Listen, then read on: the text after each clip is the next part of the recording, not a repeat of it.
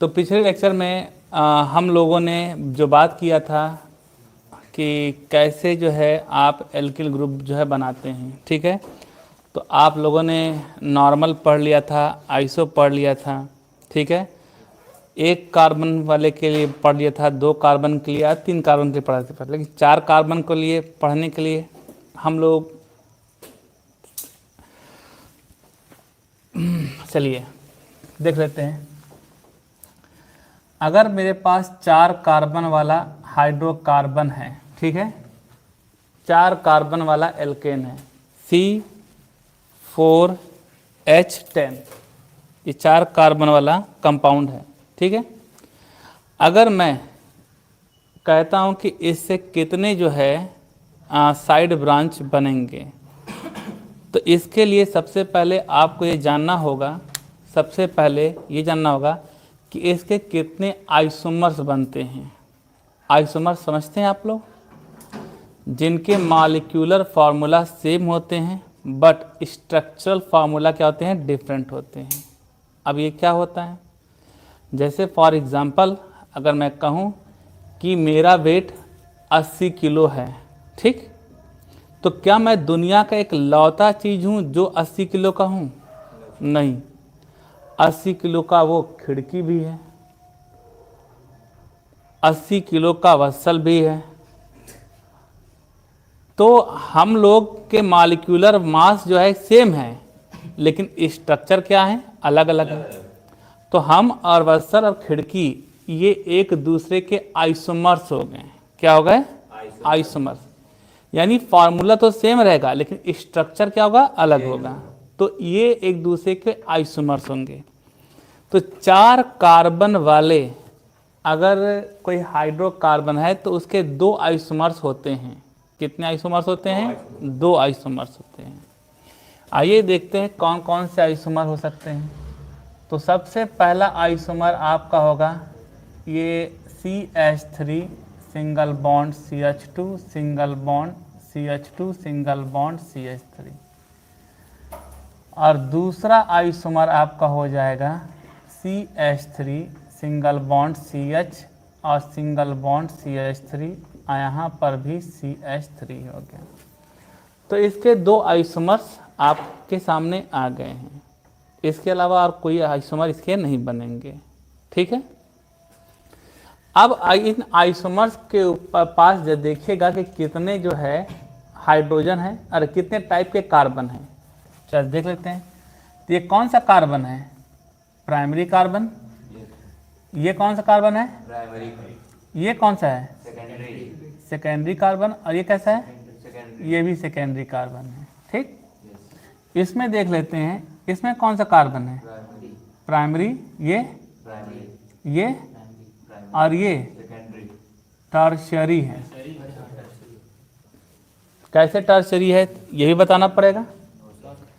ये कार्बन 1, 2 और 3 कार्बन से अटैच है, इसलिए टर्शरी कार्बन है, ठीक है।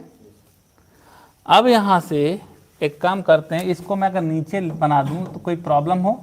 नहीं, इसको मैं नीचे भी बना सकता हूँ, कोई प्रॉब्लम नहीं होनी चाहिए, ठीक है, इस तरीके से। अब यहाँ से देखा जाए तो इसमें कितने टाइप के कार्बन मिले? 2 टाइप के। जाहिर सी बात है, इससे इस कंपाउंड से 2 साइड ब्रांच आपको मिलेंगे। इससे कितने मिलेंगे? 2 इससे भी मिलेंगे, एक प्राइमरी से एक टर्शरी से। तो चलिए इससे जो मिलते हैं और इससे जो मिलते हैं दोनों हम देख लेते हैं। कैसे, समझिएगा। तो अगर मैं यहाँ से आपका लिख दूं hydrogen remove from primary carbon, अगर मैं प्राइमरी कार्बन से हाइड्रोजन को रिमूव करता हूं, चाहे यहाँ से चाहे यहाँ से, आप बताइए किधर से निकाल दूं? इधर से निकाल दूं? चलिए ठीक है। तो ये आपका हो जाएगा क्या? CH3 CH2 CH2, थोड़ा बड़ा लिख देता हूँ, ये CH3 CH2 CH2 CH2 single bond. Primary carbon पे वैलेंसी खाली है, जरा बताइए बेटा, इसका नाम क्या होगा? दिखाई दे रहा है?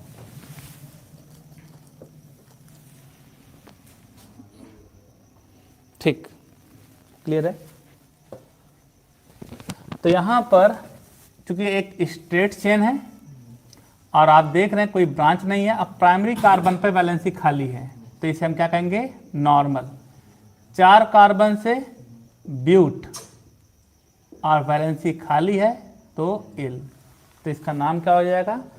Normal butyl. क्लियर? अब हम बात करते हैं यहाँ से कहीं से निकाल देते हैं, जहाँ से आप लोग बताएंगे वहीं से निकाल देंगे। हाइड्रोजन रिमूव फ्रॉम, बोलो बेटा कहाँ से निकाल दें? Secondary carbon. यहाँ से निकाल दें क्या? चलिए यहाँ से निकाल देते हैं। तो ये आपका हो जाता है CH3 CH2 CH single bond और यहाँ पर CH3 हो जाता है। वैलेंसी जो है खाली जो हुई है वो प्राइमरी नहीं है बेटा, सेकेंडरी से खाली हुई है। अब आप बताइएगा इसका नाम क्या होगा? अब आइसो नहीं कहेंगे इसे, पूछे क्यों? क्योंकि आइसो में CH3 2 होता है और दोनों एक ही कार्बन से जुड़ा होता है। यहाँ पर एक CH3 तो है लेकिन यहाँ पर C2H5 हो गया। ये क्या आप इसे आइसो बोल सकते हैं? नहीं, इसे आप आइसो नहीं बोल सकते हैं। क्लियर? अब इसे आइसो नहीं बोलेंगे तो इसका नाम क्या होगा? इसका नाम, चूंकि वैलेंसी सेकेंडरी पे खाली है ना, इसे हम कहेंगे सेकेंडरी। क्या कहेंगे? सेकेंडरी। हाँ, इसका नाम ही हो जाएगा सेकेंडरी, यानी सेकेंडरी। कितने कार्बन है? 4, तो सेकेंडरी ब्यूटिल ग्रुप हो जाएगा। यहाँ पे ग्रुप लिख देते हैं, ठीक है? तो इसका नाम क्या हो जाएगा? Secondary butyl group. अब आप कहेंगे सर ये भी तो स्ट्रेट चेन है, नॉर्मल बोल सकते थे? नहीं बोल सकते हैं। क्यों? क्योंकि सेकेंडरी पर वैलेंसी खाली है। बात समझ में आ रही मेरी? क्लियर है? तो इस तरीके से ये सेकेंडरी ब्यूटिल ग्रुप हो गया। क्लियर? चलिए, तो इस तरीके से इस कंपाउंड ने 2 जो है एल्किल ग्रुप दे दिया। अब हम बात करते हैं यहाँ से, ठीक है? तो इधर लिख देते हैं, पहले इधर लिख देते हैं तब उसके बाद चेक, ठीक है? चलो, तो यहाँ पर ये आपका, चलिए बोले बेटा आपका हाइड्रोजन कहाँ से निकाल दें? हाइड्रोजन रिमूव फ्रॉम, बोलो बेटा प्राइमरी कार्बन।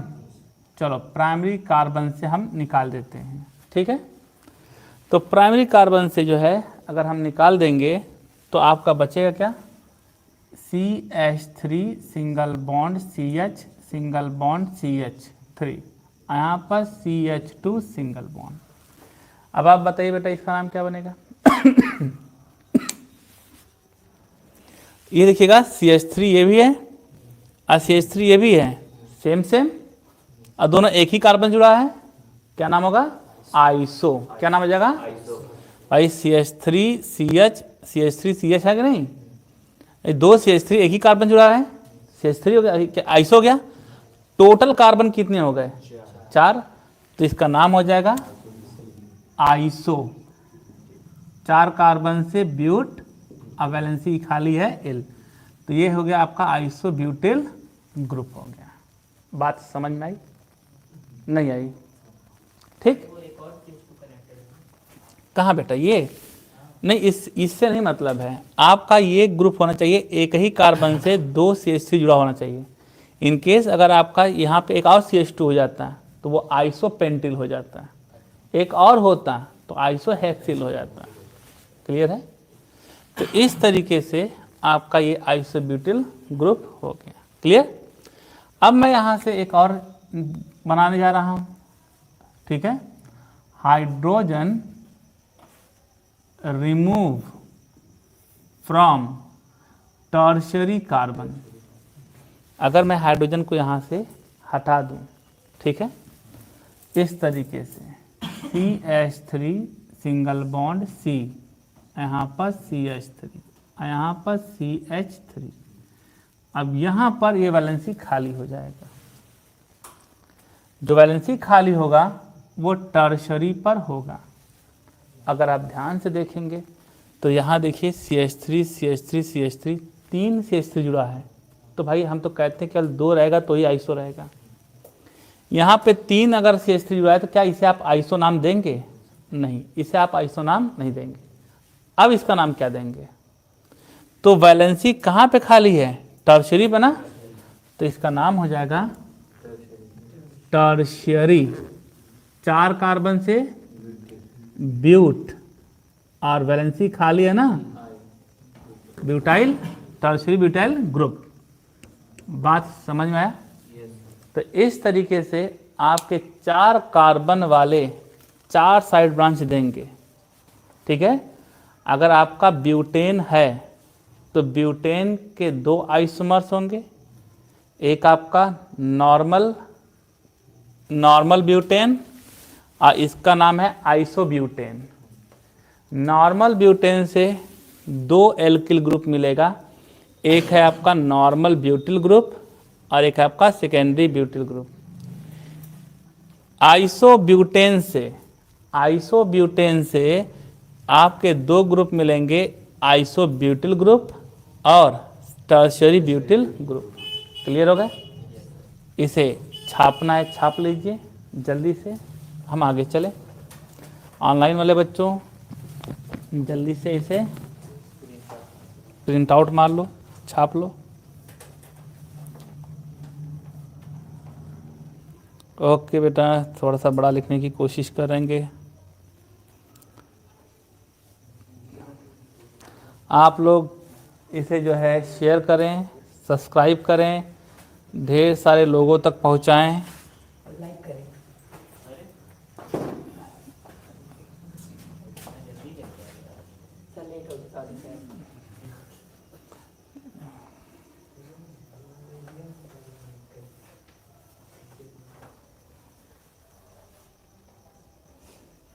आप लोग अपने मित्रों तक इसे जो है पहुंचाते रहें।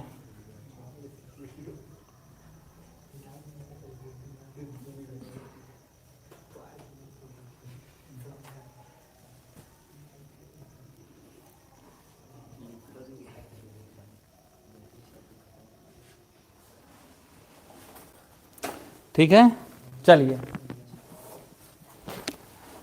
तो इस तरीके से यहाँ तक ये बातें पहुँची। एक और देख लीजिएगा 5 कार्बन वाले से। ठीक है,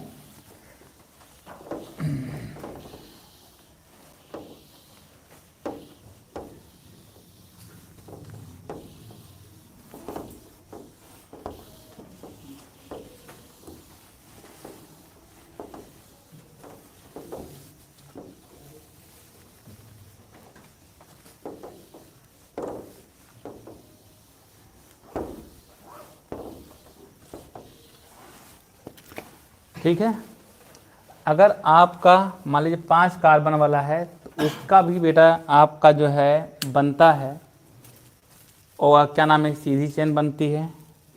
ठीक है, और उसका भी आइसो बनेगा, उसका भी सेकेंडरी बनेगा। हम एक इसमें और ऐड कर दे रहे हैं। ठीक है, और वो है आपका जब इस तरीके से 5 कार्बन वाला आ जाता है, ये आपका CH3 और यहाँ पर CH3। ठीक, यहाँ पर ये जो है आप जो देख रहे हैं ये आपका प्राइमरी कार्बन है, ये भी प्राइमरी, ये भी प्राइमरी और ये भी प्राइमरी। ये क्वाटरनरी कार्बन है। यहाँ पर हाइड्रोजन है नहीं तो ये साइड ब्रांच देगा नहीं, ये नहीं देगा, लेकिन ये आपका देगा। ठीक है, तो अगर मैं यहाँ से एक हाइड्रोजन को रिमूव कर दूँ, यानी हाइड्रोजन रिमूव, इसको बड़ा लिखना है ना, hydrogen remove from primary carbon, तो यहाँ से निकाल देता हूँ बेटा। तो ये हो जाएगा आपका CH3 CH3 और CH2। इस तरीके से वैलेंसी प्राइमरी कार्बन पर है। और जब एक ही कार्बन से 3 CH3 ग्रुप जुड़े हो, एक ही कार्बन से 3 CH3 ग्रुप जुड़े होते हैं। अब प्राइमरी वाले चौथे वाले कार्बन पे प्राइमरी पे वैलेंसी खाली होती है, तो इसे हम कहते हैं नियो ग्रुप कहते हैं। क्या कहते हैं? Neo group. और नियो, अब 5 कार्बन है ना, 1 2 3 4 1 5, तो इसका नाम है नियो पेंटेल, और ये आपका ग्रुप हो जाएगा। इसे जल्दी से बना लीजिए।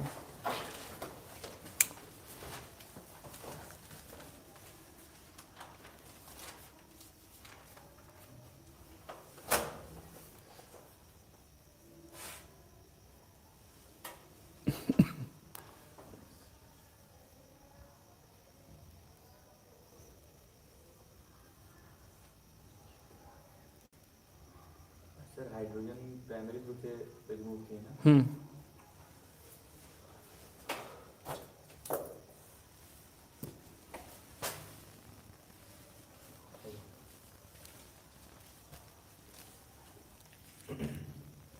चलिए, तो इस तरीके से आपने रूल नंबर 3 भी ख़त्म कर लिया। अब हम बात करते हैं रूल नंबर 4 की बात। ठीक है, रूल नंबर 4 क्या है बेटा? काउंटिंग या फिर नंबरिंग। ठीक है, तो सबसे पहले मैं आपको जो है एल्केन के काउंटिंग के बारे में बता दे रहा हूँ, केवल एल्केन के। ठीक है, फिर जब आपका प्रैक्टिस होगा तो वहाँ पर एल्कीन के लिए क्या कैसे काउंटिंग करते हैं, फिर उसके बाद आपका क्या कहते हैं एल्काइन का कैसे करते हैं, या फिर फंक्शनल ग्रुप का कैसे करते हैं, या तीनों आ जाएगा तो कैसे करेंगे, इन सब के बारे में एक एक करके हम सीखेंगे। क्लियर? तो सबसे पहले हम बात करेंगे एल्केन के लिए। क्लियर? तो हम जो है रूल नंबर 4 जो है यूज़ करते हैं। रूल नंबर 4 जो है आपका क्या था? काउंटिंग। काउंटिंग जिसे आप क्या कहते हैं? नंबरिंग भी कहते हैं, नंबरिंग भी कहते हैं। काउंटिंग कैसे करते हैं, चलिए देखते हैं। मान लीजिए यहाँ पर आपका CH3 single bond CH2 single bond CH2 single bond C, यहाँ पर आपका Cl लगा हुआ है और यहाँ पर आपका CH3 है। ठीक, तो याद रखिएगा काउंटिंग उस तरफ से करते हैं। सबसे पहले काउंटिंग किसका करते हैं वो देख लीजिए। काउंटिंग हमेशा मेन ब्रांच का करते हैं। तो आप तो देख ही रहे हैं कार्बन कार्बन का लॉन्गेस्ट चेन, ये आपका क्या हो गया बेटा? मेन ब्रांच हो गया। कार्बन कार्बन का लॉन्गेस्ट चेन मेन ब्रांच हो गया। काउंटिंग उस तरफ से करते हैं जिधर से साइड ब्रांच नज़दीक पड़ता है। काउंटिंग उधर से करेंगे जिधर से साइड ब्रांच नज़दीक पड़ता है। आइए ये देख सकते हैं, ये कौन सा साइड है? लेफ्ट हैंड साइड है या राइट? Left hand side. चलो देख लेते हैं, ये लेफ्ट हैंड साइड लिखा हुआ है। ठीक है, और ये कौन सा साइड है? Right hand side. ठीक है, अगर मैं इधर से चलता हूँ तो 1 1 2 3 4 5, चौथे कार्बन पर इधर से चलने पर आपके चौथे कार्बन पर पड़ रहा है साइड ब्रांच। और इधर से करते हैं तो 1 2 3 4 5, तो किधर से आपका नज़दीक पड़ रहा है? राइट हैंड से। तो ये काउंटिंग आपका सही होगा और ये काउंटिंग आपका गलत होगा। बात क्लियर कट हुई? यानी एक वर्ड में कहा जाए तो काउंटिंग उधर से करेंगे जिधर से नज़दीक पड़ता है। क्लियर है? फिर उसके बाद अगर मैं आपसे कहूं कि मान लीजिए साइड ब्रांच 2 या 2 से अधिक आ जाए, तो उस समय आप क्या करेंगे? अगर मान लीजिए आपका कोई साइड ब्रांच है, अगर वो 2 या 2 से अधिक बार आ जाए, यानी 2-3 साइड ब्रांच आ जाए, तो आप क्या करेंगे? तो उस समय लोवेस्ट सम नंबर रूल का यूज़ करेंगे। सम नंबर रूल, लोवेस्ट सम नंबर रूल यूज़ करेंगे। अब आप कहेंगे सर ये लोवेस्ट सम नंबर रूल ये कहाँ से आया? आइए मैं बताता हूँ।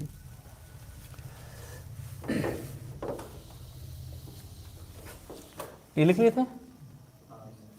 चलिए, तो लोएस्ट सम नंबर रूल अगर मैं लिखने जा रहा हूँ तो यहाँ पर मान लीजिए CH3 single bond CH, single bond CH, single bond CH, single bond CH, single bond CH3, ठीक है। मान लीजिए ये यहाँ पर आपका, ये आपका Cl है, यहाँ पर CH3 है, और यहाँ पर आपका बिहार है, ठीक है। अब आप क्या करते हैं कि लॉन्गेस्ट चेन आप जानते हैं कि यही होता है, क्लियर।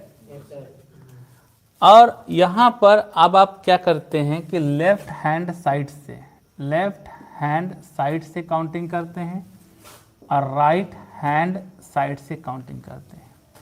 तो इधर से करेंगे तो 1 2 3 4 5 6, इधर से कर दीजिए 1 2 3 4 5 6, ठीक है।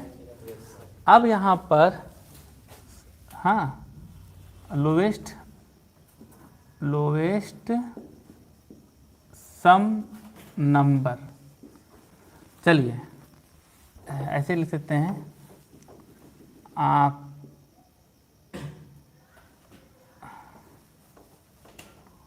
क्या कहते हैं जी इसे,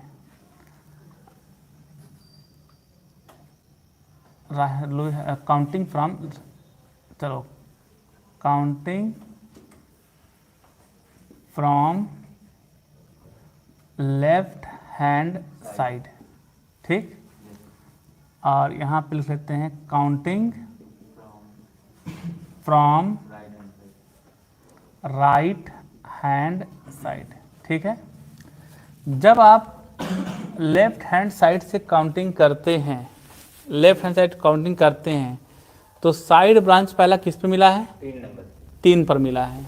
देखिएगा लेफ्ट इधर से चल रहे हैं तो आपका 1 2 3 तीसरे नंबर पे साइड ब्रांच मिला है, तो यहाँ पे 3 लिखेंगे। फिर ये वाला जो है किस पे मिल रहा है, चौथे पे मिल रहा है, और ये वाला 5वें पर। टोटल ऐड करिए कितना आएगा, 12। फिर उसका अब राइट हैंड साइड से करिए तो पहले किस में मिल रहा है, दूसरे नंबर, फिर 4, तो 2 + 3 + 4 = 9। तो IPSC का एक छोटी सी बात याद रखिएगा, वो ज़्यादा बड़ा नंबर पे नहीं जाता है, वो हमेशा जो है कम से कम में काम करना चाहता है।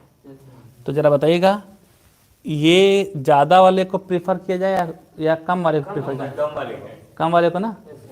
यानी आपका ये वाला जो है काउंटिंग सही है और ये वाला यानी राइट हैंड साइड वाला सही है और ये क्या है, गलत है। क्लियर है, बना लीजिए।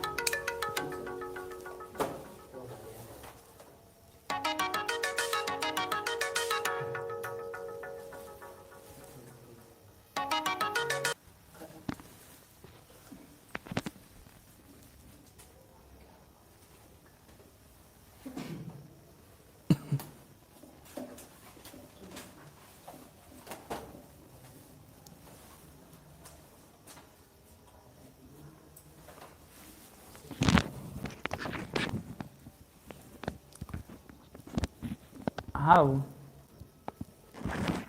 हेलो, हाँ अभी हम क्लास में अभी कॉल करते हैं, ठीक।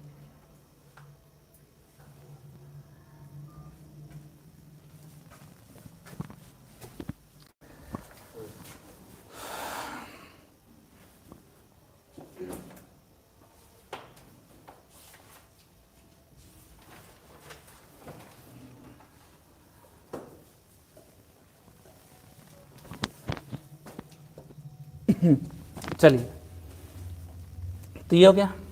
इन केस अब दूसरा जो है कंडीशन क्या है, जो समझिएगा, अगर सपोज करिए दोनों तरफ से जो है जो लोवेस्ट सम नंबर जो है रूल आ रहा है सेम आ रहा है, यानी दोनों तरफ से काउंटिंग करने पर सेम आ रहा है, उस कंडीशन में आप क्या करेंगे, आइए एक एग्जांपल देख लेते हैं। जैसे ये आपका CH3 सिंगल बॉन्ड CH, यहाँ पर आपका क्या है Cl है, यहाँ पर CH, यहाँ पर CH3, और यहाँ पर CH, यहाँ पर Br, यहाँ पर आपका CH3 है। ठीक है, तो ये आपका हो गया मेन ब्रांच। ठीक है, मेन ब्रांच। अब ये हम बात करते हैं counting from left hand side, और ये हो जाएगा counting from right hand side. तो यहाँ से अगर मैं करता हूँ, ये आपका लेफ्ट हैंड साइड है और ये राइट हैंड साइड है। ठीक है, तो 1 2 3 4 5, इधर से करेंगे तो 1 2 3 4 5। तो अगर हम लेफ्ट हैंड साइड से करें, साइड ब्रांच दूसरे पे मिलेगा, तीसरे पे मिलेगा और चौथे पे। 3 + 4 + 5 इज 2 से है ना, हाँ 2 + 3 + 4 इज इक्वल टू 9। और हम राइट हैंड साइड चलें तो भी 2 पे पड़ रहा है, 3 पर और 4 पर, तो 2 + 3 + 4 इज इक्वल टू 9। यानी दोनों तरफ से जो है काउंटिंग जो है क्या पड़ रहा है, सेम पड़ रहा है। ठीक है, अगर दोनों तरफ से सेम पड़ जाए तो लास्ट ऑप्शन आपका है अल्फाबेटिक मैनर। लास्ट ऑप्शन क्या है, अल्फाबेटिक मैनर, यानी काउंटिंग उस तरफ से सही मानी जाएगी जिधर से साइड ब्रांच का नाम अल्फाबेट में पहले आता है। तो अल्फाबेट में आपका ये आपका आता है क्लोरो और इसका नाम आता है ब्रोमो। तो क्लोरो का C और ब्रोमो का B, पहले कौन आएगा, B आएगा ना। इसका मतलब राइट हैंड साइड वाला जो काउंटिंग क्या होगा, सही होगा, और लेफ्ट हैंड वाला क्या हो जाएगा, क्लियर है। Yes sir. ऐसा क्यों हुआ, क्योंकि अल्फाबेट में B पहले आता है, इसलिए काउंटिंग आपका राइट हैंड साइड से किया जाएगा। क्लियर हो गया, यस सर। नहीं समझ में आया। तो इस तरीके से ये हो गया आपका काउंटिंग के कुछ रूल। काउंटिंग के कुछ रूल में अगर आप बात करें तो यहाँ पे प्रायोरिटी सीक्वेंस की बात करते हैं। प्रायोरिटी सीक्वेंस की बात ये है कि किसकी जो है प्रायोरिटी किसकी सबसे ज़्यादा होती है। ठीक है, किसकी प्रायोरिटी ज़्यादा होती है। तो हम यहाँ पर आप लिख देते हैं, ये आपका प्रायोरिटी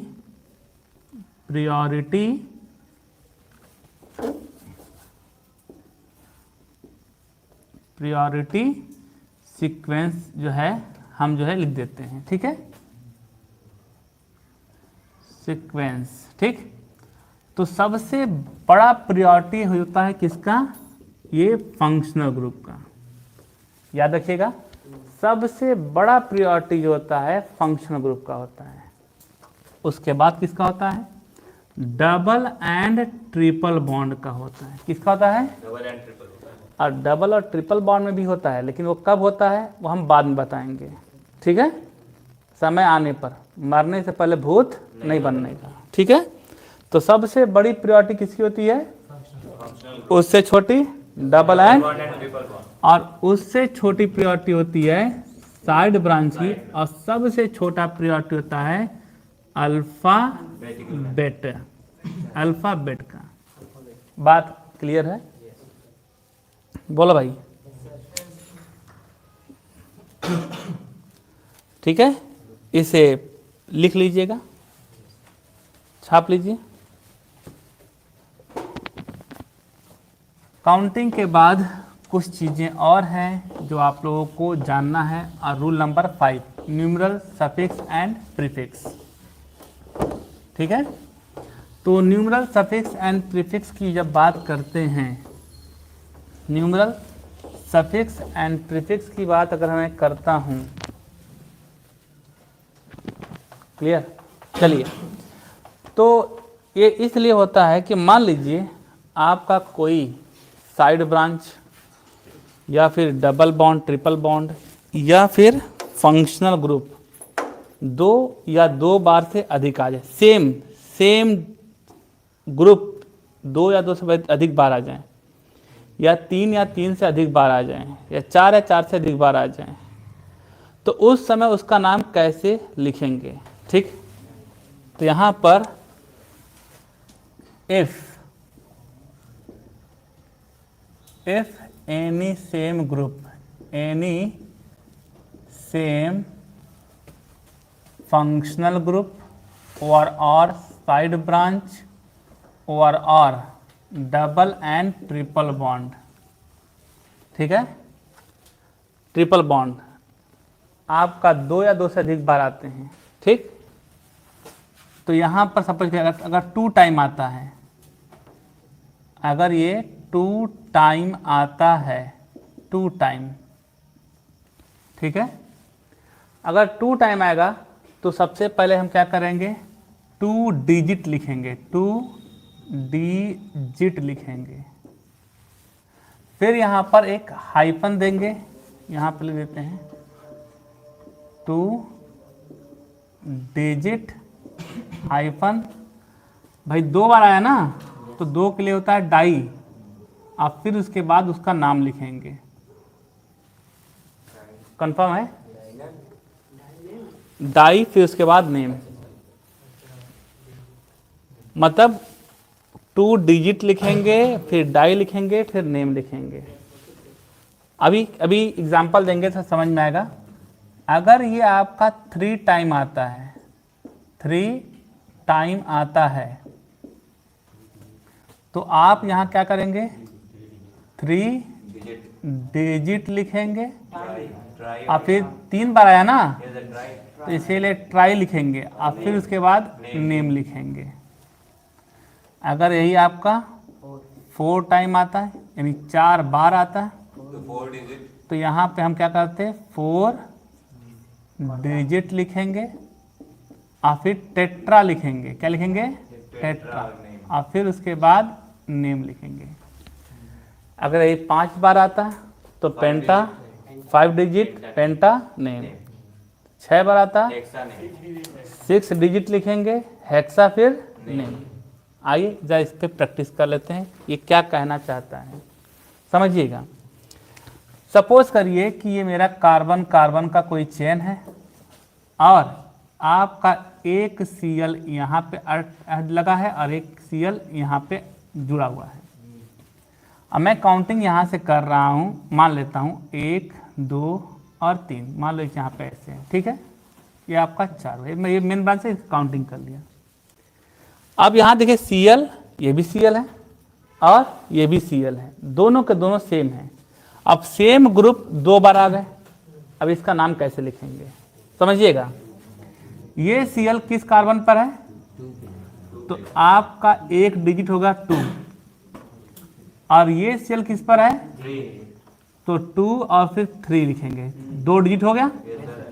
ये 2 3 क्यों लिखा हूं, क्योंकि ये इसकी पोजीशन दूसरे कार्बन पर है, इसकी पोजीशन तीसरे कार्बन पे है। तो 2 3 2 बार आया है, 2 के लिए क्या लगाएंगे, डाई, और इसका नाम क्या होता है, तो ये आपका हो जाएगा क्लोरो हो जाएगा, 2 3 डाई क्लोरो।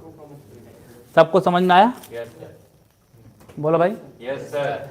एक और एग्जांपल देते हैं। इन केस मैं अभी मैं मेन ब्रांच का नाम नहीं, अभी बस ये इसको लिखने का तरीका सिखा रहा हूँ, ठीक है। इन केस अगर सपोज करिए, अच्छा इसको छाप लीजिए, बताएं। इसको छापिए तो बताएं। इधर देखिए, अगर आपका C single bond C single bond C single bond ये दिया हो, और यहाँ पर आपका जो दिया हो इस तरीके से कि ये आपका Cl यहाँ पर है और 2 Cl आपका यहाँ पर है, ये यहाँ पर है, तो इसका नाम कैसे लिखेंगे, चलिए देखते हैं। 1 2 3 4 5 मान लेते हैं, ये हमारी काउंटिंग हो गई, ठीक है। तो यहाँ पर देखेंगे कि भाई अब यहाँ पे 3 बार आया है, तो इसके लिए 3 डिजिट लिखेंगे, 3 डिजिट लिखेंगे, 3 फिक्स है क्योंकि 3 बार आया है, 3 डिजिट चाहिए। तो ये वाला CL किस पर है? 2 पे। 2 हो जाएगा। ये वाला किस पे है? 3 हो जाएगा। ये किस पर है? 3 पे। ये भी 3 पर है, तो इसके लिए भी 3 लिखेंगे, इसके भी 3 बार आया है, ट्राई, और फिर उसके बाद नाम क्या है? क्लोरो हो जाएगा। क्लियर हो गया? Yes sir. बोलो बेटा। Yes sir. इस तरीके से अगर मान लीजिए इसको बनाइए जल्दी से फास्ट, ठीक है। चलिए, अगर मान लीजिए आपका ऐसे होता, अगर मान लीजिए इस तरीके से लिखा होता बेटा, तो अब बताइए क्या नाम देते आप? CL CL CL CL 1 2 3 4। बोलो बेटा क्या नाम होगा? 2 2, ये भी 2 पे है, ये भी 2 पे है, 3 3, ठीक है। 4 बार आया है, टेट्रा क्लोरो हो जाएगा। बात समझ में आया? तो इस तरीके से आपने ये भी हिस्सा सीख लिया, ठीक है। चलिए, अब इतना सीखने के बाद आपने IPSC के जो है 5 रूल सीख लिए, ठीक। 5 रूल सीखने के बाद अब प्रैक्टिस के बारे में बात करते हैं। लेकिन प्रैक्टिस से पहले एक छोटी सी बात और है जो आप लोगों को बतानी है, ठीक है। देखिए बेटा, जब IPSC नाम हम लिखते हैं, ठीक है, तो सबसे पहले हम जब पहला लेटर जो है कैपिटल लेटर लिखेंगे, इसके बाद जो भी आएगा वो स्मॉल होगा। पहली चीज़ याद रखिएगा, जब भी आपका लिखा जाएगा नाम तो पहला लेटर कैपिटल, बाकी इसके अलावा जो भी होगा स्मॉल होगा। क्लियर? इसके बाद आपको जब नाम लिखना होता है तो कहीं कहीं हाइफन यूज़ होता है, कहीं कहीं कॉमा यूज़ होता है।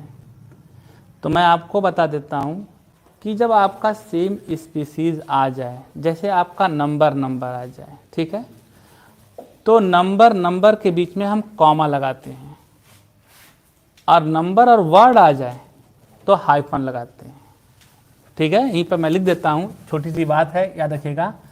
अगर नंबर और नंबर आ जाए, ठीक है, तो ये कॉमा रहेगा, ठीक है।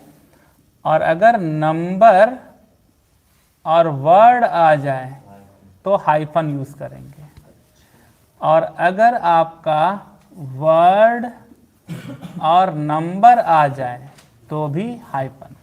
बात समझ में आ रहा है? इस पे एक एग्जांपल दे रहा हूँ, आप लोग बताइएगा कहाँ पे कॉमा लगेगा और कहाँ पर हाइफन लगेगा, ठीक है। तो मैं लिख रहा हूँ 2 3 4, 2 3 4